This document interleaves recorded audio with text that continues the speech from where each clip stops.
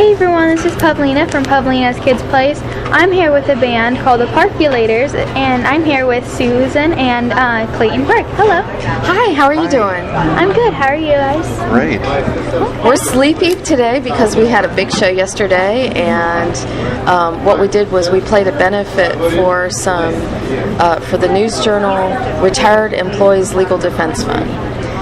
And so we pretty much were going full tilt all day yesterday, and then after we did that show, then we went to DeLand and sat in with another band. So it was a very, very busy day, so we're pretty tired today.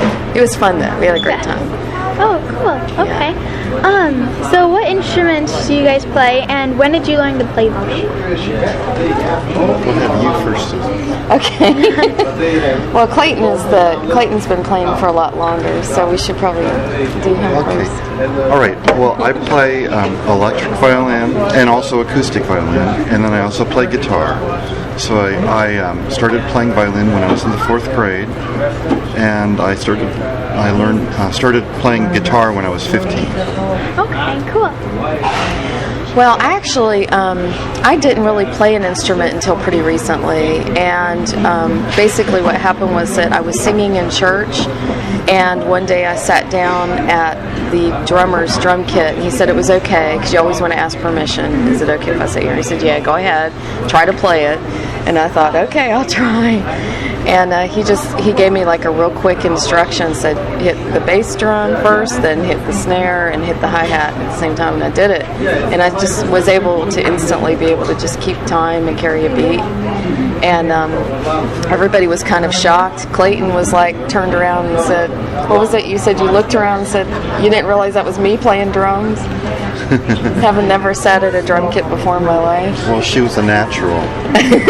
She just like sat behind it and, she went at it, and it was like, wow, that sounds really good. So I figured, I guess that's my instrument, so I decided to go ahead and learn how to play. And I took a few lessons. I still need to take more lessons, but I can do basic stuff like keep time and just basic rhythms. So I guess it's been about 2.5 years of actual playing, and then 1 year with the band. Yeah, not very long at all. We started our band in September. Our first performance was September 2009, right?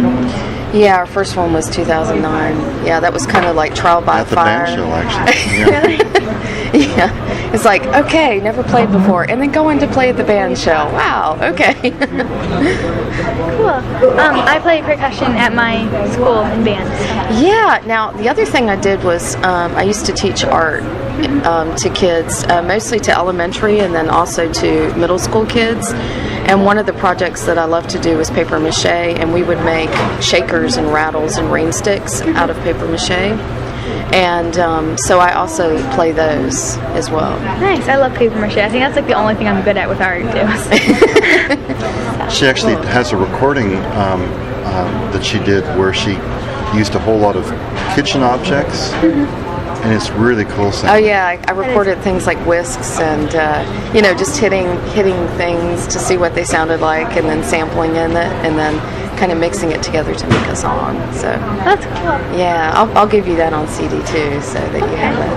Thank you. It's just a home recording. It's not it's not mastered, but it's okay.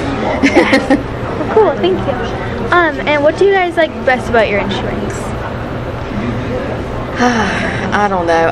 It's kind of a weird relationship that I have with my drum kit. I have a Pearl drum kit, and I love it so much. I can't even explain it. I know some people probably feel that way about their cars, or it's just it's a strange relationship because it's like it's your friend. It's your friend. It helps you get to make the sounds that you want to make. You want to make beautiful music, and this is the object that you use to make it with. And so you take care of it, and you baby it and clean it all the time and polish it and make it look pretty. So.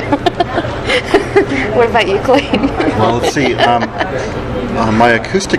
acoustic violin that I play is the same one I've had since I was in the 6th grade. My dad got it for me, and it's not the most expensive violin, but it's the one that I kind of grew up playing, and so I just love it because it has a very unique tone. the electric violin that I have is actually a combination Viola violin. It's 5 strings. And what's fun about that instrument is that I'm able to use different effects, pedals, and so it can sound like an electric guitar, or it can sound like an orchestra, or it can sound like a horn section. So it's kind of fun. So it's a different kind of instrument than the acoustic violin, which is much more of a pure sound. The guitars that I play, I'm mainly a rhythm guitarist, and that's when I write my own songs, I compose them on guitar. So, I love playing them. That's really cool. That's right. I do play piano, but I'm terrible at it. I'm just terrible. Really? Yeah, I learned to play when I was in college, and my dad's been playing all of his life. But for some reason, we both have this weird choppy technique, and it sounds terrible. But it's actually the same muscles that make me sound choppy on piano make me sound good on drums, so I can't complain. Yes. For Christmas, I got a really cool studio piano and stuff. Cool. And I'm having lessons with that right now. So. Oh, awesome! Yeah. And I'm pretty good at it. Oh, good. Yeah, that would be fun. I would. So, and then, Clayton, I heard that you mentioned the viola, right? Well, when I talked to Chris Kirkpatrick, he played the viola. I don't know who that is. Oh, he was the winner of American Idol. Oh, is that right? Yeah. Wow. Okay. Is he from around here, or where's he from? I don't know where he's from. Oh, but he was down here. You got to talk to him? Yeah. That's That is so awesome. cool. Good for you. Thank you. Yeah. So, growing up, kids have all kinds of obstacles that they have to overcome. Did you have something that was really tough, and how did you overcome That's always let's think about that. Well, I know for me, when I was a kid, all the cool kids in my school, they got electric guitars and they were able to do all that. And when I was growing up, my parents wouldn't let me have anything like that, so I had a violin, but I learned how to compensate by learning how to kind of mimic guitar sounds on the violin. And I also found that the violin can be played to make it sound like a human voice, so that's real fun. Yeah. And I learned how to improvise just kind of by playing around, in my bedroom, just like trying different things with the violin and just going off of the, not looking at notes, but just listening to music and trying to play along to records and things like that. So that was a real freeing discovery when I realized I can improvise and make up my own melodies and harmonies. I think for me, I was the youngest of 4 girls, and when you're the youngest child in a family of that many kids, then you tend to be kind of a little bit overlooked when it comes to various things. So, for instance, when it came time to get music lessons, my sister Kathy, she was the only one that was taught how to play piano by my dad, and then since she didn't enjoy playing piano, he decided not to teach any of his other younger 3 daughters, because he felt like, well, this is a barometer of where my other kids are going to be, but that's completely incorrect. And so the same thing happened, like my other sisters, they learned to play things like the recorder and other instruments, and my parents were just exhausted by the time it was my turn to do that kind of thing. They decided they didn't want to put the money into it or the time into it because they felt like it had been a waste of time with my other sisters. So it's very ironic because it wasn't until I went to college that I went ahead and decided to go ahead and do it on my own. And I think that's the obstacle is being overlooked, and then the way that I dealt with it was just to persevere and push through and do it on my own, even though my parents weren't going to help me, that I was going to just do it anyway and find a way to do it, and that's what I did. So I'm a little late coming to it, but So I just started last year. So. Yeah, and you have a very supportive mother, and you're so lucky, because that is not that common at all. So enjoy it. Yeah. Thank you. And a lot of performers that I've talked to have had like a music growing up around them. And like, what are some of your memories, and how did music around you impact what you do now? Wow. Well, I'm going to just go ahead and say I actually I had a really interesting experience. When I was a kid, I actually loved to write lyrics. I was a huge Elton John fan. I still am, but I was a really big fan then. And I think I was hoping I would grow up and get married to Elton John. Of course, that was never going to happen. But anyway, when you're a kid, that's kind of the thing that you imagine. Anyway, I went ahead and was writing lyrics, and I had a friend who liked to write music, and so he wanted to partner with somebody, and so he was trying to find somebody in his class that could do that with him, and he liked what I wrote, and so we went ahead and wrote a song together and got it copyrighted, and so I'm just really pleased that I was able to do that at that age. And I guess I was about 15 when I started working with him, and then we went ahead and finished the song when I was 16. So, I mean, that was a good experience. That was really great. And I also, I was MC for talent shows, so I didn't actually play music, but I did the announcing for all the other people. So that was a lot of fun, too. And my dad played piano every night before dinner. He played show tunes. So I have the same songs going through my head that he played every single night. But I love that. That's a real fond memory for me. So for me, growing up, our household actually did not have a record player. So it was kind of an odd thing. So I would listen. My exposure to pop music was basically the TV, like the Monkees, the TV show, and the Beatles had a cartoon show, or there was a cartoon show about the Beatles for a while, so that's how I knew about them. And then I had friends that I would play with that had older brothers and sisters, and so they would tell me all about the latest songs that were coming out. And then when I was 15, I got a job working as a busboy in a nightclub where my dad worked.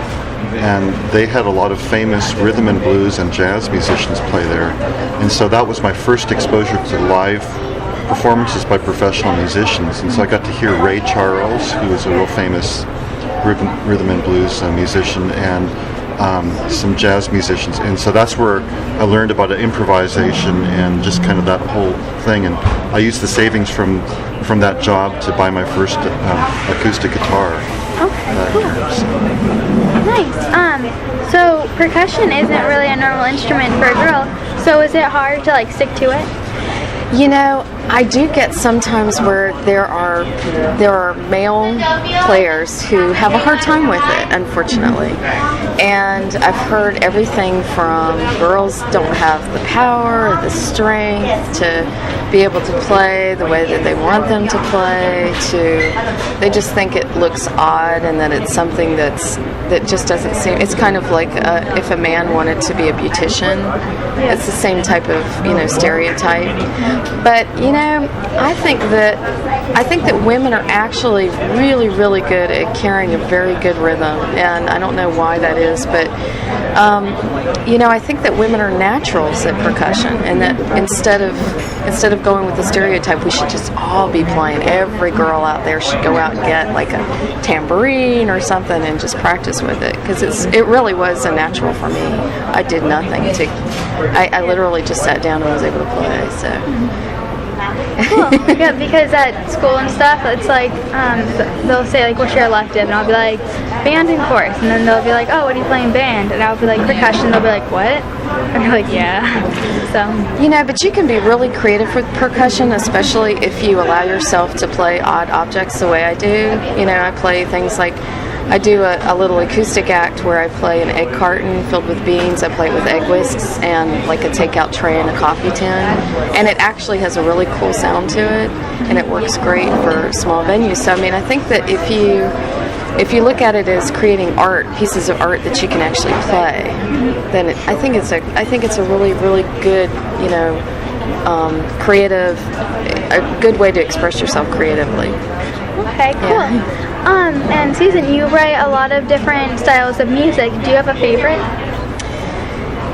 What I love to hear versus what I love to play are two totally different things, because unfortunately when God gives you a voice and you pretty much have to stick with what you got, and I've discovered that I seem to do really well singing sort of soulful blues, even though I'm not really crazy about it as much as I really love stuff like Katy Perry and Lady Gaga. I just love it, but it's like I'm not good at that kind of thing, but I love to listen to it. But as far as performance, I definitely have a better, my vocal range is probably more, if you think of people like Dido or let's see, I guess, believe it or not, I know that this is old for you, but I sound a lot like Lulu or Olivia Newton-John. Okay. Kind of a really clear, high-pitched voice, and then I can either do that or I can do the soulful stuff. So I started to listen to Adele lately. Have you ever heard of her? She's really cool. I would love to be able to sing like her. She has like a really neat, rich voice, and maybe as I get older, my voice will become richer. As I spend more time in smoky bars. Okay, cool. So what's probably the most embarrassing thing that's ever happened to you on stage, and what did you do about it? Would you answer first? I can't think of anything. I know. In Seattle one time, I played on TV. I was in a band and we played on TV. And we had one song that featured me. I was playing a solo, and I was really looking forward to doing that song. And as soon as I hit the strings for the beginning of my solo, 2 strings broke. Oh yeah. And so I only had 2 strings left, but no one else in the band noticed, so I just had to go on with just playing 2 strings. And so it worked out, but that was kind of That's your most embarrassing moment? Well, that's so. Nothing. That's it's on TV. 2 strings breaking out of a 4-string instrument. Okay. And it knocks the other strings out of tune, so you have to adjust real quick. Okay, so I've had a couple of weird experiences. One is I've had the wind blow my cymbals down. Oh really? Yeah, that was at one of the band shell shows. Yeah, it actually bent the cymbal stand because it was like my first kit, and it was not a very good quality cymbal stand, so it got all bent up. And ended up playing with just one cymbal that show. And then the other thing is I started using a headset mic because it's great when you're singing lead and playing drums because it cancels out all the noise around you, so it doesn't pick up the drums.